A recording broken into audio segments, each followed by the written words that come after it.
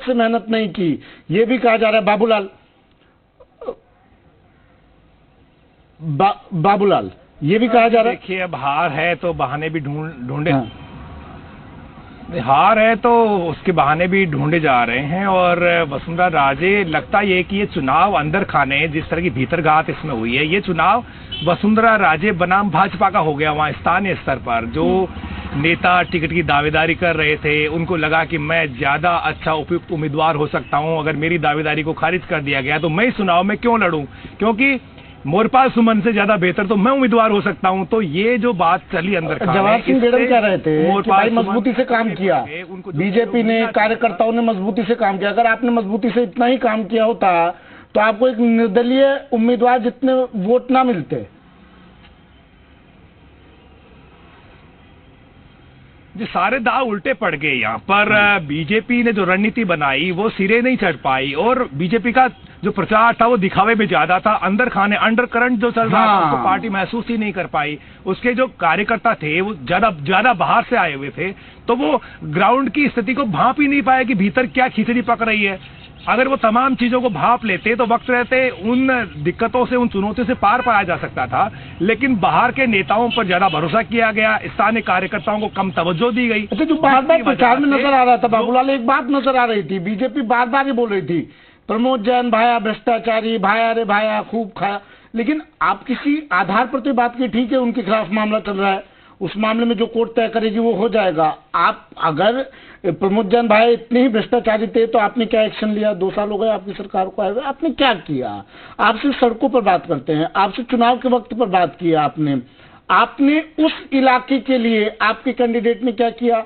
आपके कैंडिडेट पर आरोप लगा, आपके कैंडिडेट को सजा हुई, तो वो नेगेटिव नहीं गया क्या? उसको लेकर बीजेपी ने मंथन नहीं किया क्या कि इसका भी असर पड़ सकता है?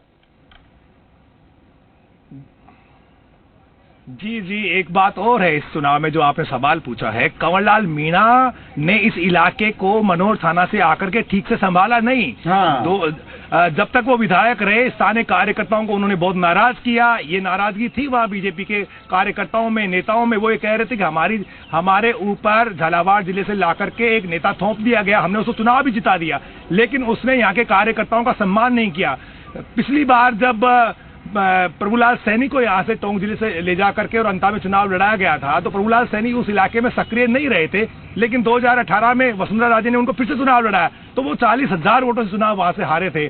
2023 में झालावाड़ से ला करके और चुनाव लड़ाया गया कंवरलाल मीणा को, तो कंवरलाल मीणा चुनाव जीत गए। लेकिन कंवरलाल मीणा को स्थानीय जनता का, कार्यकर्ताओं का, मतदाताओं का शुक्रिया अदा करना चाहिए था, उनके प्रति उनको सम्मान का भाव प्रदर्शित करना चाहिए था, वो उन्होंने नहीं किया, और इससे एक नाराजगी पनपी थी। उस नाराजगी को आखिर तक भारतीय जनता पार्टी दूर नहीं कर पाई। जब स्थानीय चेहरे की मांग बढ़ी तो आपने मोरपाल सुमन को आगे तो ले आए, टिकट भी दे दिया, लेकिन जो कतार में खड़े हुए थे टिकट की में तमाम नेता, उनका आप भरोसा नहीं जीत पाए। उनको ये लगा कि हमसे कम योग्य आदमी को टिकट देकर के बीजेपी ने हमारे साथ में नाइंसाफी की है, हम लोग काम नहीं करेंगे। तो जब बैठ के होती थी तब वो दिखावे के लिए सिर्फ चेहरा दिखाने आ रहे थे, धरातल पर काम नहीं कर रहे थे। जब भी बड़े नेता बुला करके बैठक लेते थे तो वो आते थे, लेकिन धरातल के जो हालात है वो बयान नहीं करते थे। तो भीतर ही भीतर इस चीज का फायदा प्रमोद जैन भाया ने उठाया, उनकी टीम ने उठाया, उन्होंने स्थानीय कार्यकर्ताओं को तवज्जो दी, और भाया जो है वो रणनीति के जादूगर कहे जाते हैं उस इलाके में, और वो भली भांति चीजों को जानते हैं। और आप एक चर्चा और कर रहे थे कि धर्म हारा धन जीत गया, तो वहां पर धर्मार्थ और परमार्थ के काम करने में भी प्रमोद जैन भाया का कोई सानी नहीं है। एक चेहरा उनका ये भी है, हालांकि लोग ये उन्होंने देखा, हमने नाम, जब उनका नाम घोषित हुआ था उसके बाद उन्होंने कई सामूहिक विवाह वगैरह उनमें भी शिरकत की, उनमें भी पूरी शिद्दत से उन्होंने काम किया। बाबूलाल, मुझे जरा एक ये गणित और समझाइए। अब वसुंधरा राजे पर, हालांकि देखिए उनकी राजनीतिक हस्ती को कोई चुनौती नहीं दे सकता है, कोई उस पर सवाल नहीं उठा सकता है, लेकिन राजस्थान में जो राजनीतिक जमीन तलाशने की कोशिश वसुंधरा राजे थी कि अंदर खाने तो कर ही रही हैं, चाहे उनको दिल्ली भेज दिया, जो भी हुआ है, उस कोशिश पर अब ये माना जाए उनकी पकड़ अब और ज्यादा ढीली हो गई है। जी देखिए, बहुत सारी चीजें होती हैं जो राजनीति में भीतर होता है, वो बाहर दिखता नहीं है। बस क्या लोग तरह तरह की चर्चाएं कर रहे हैं। एक चर्चा ये भी है कि क्या वसुंधरा राजे को कमजोर करने की ये इस चुनाव में उनके उम्मीदवार को हरा करके क्या उनको कमजोर किया जा रहा है, ऐसे सवाल भी खड़े हो रहे हैं। हम इस बात की कोई तस्दीक नहीं कर रहे क्योंकि सारी पार्टी ने एकजुट होकर के वहां पर चुनाव लड़ने की कोशिश की है, लेकिन आजकल अपने आप को बचाए रखने के लिए दूसरे नेताओं की बलि देना आम हो गया राजनीति में। तो वसुंधरा राजे की जो चुनौतियां हैं पार्टी के सामने, शायद उससे पार पाने की कोशिश हो सकती है। तो वसुंधरा राजे के लिए अपने इलाके में जो उनकी लोकप्रियता है उस पर भी सवाल खड़े होंगे। दुष्यंत सिंह सांसद हैं इस इलाके से, एक बार पहले भी वो लोकसभा के चुनाव में इस इलाके से पिछड़े हैं, तो अंता ने जो है वसुंधरा राजे को ज्यादा साथ नहीं दिया है। वसुंधरा राजे जानती है इस चीज को कि जब तक प्रमोद जैन भाया है तब तक यहाँ पर चुनौतियों का सामना उन्हें करना पड़ेगा।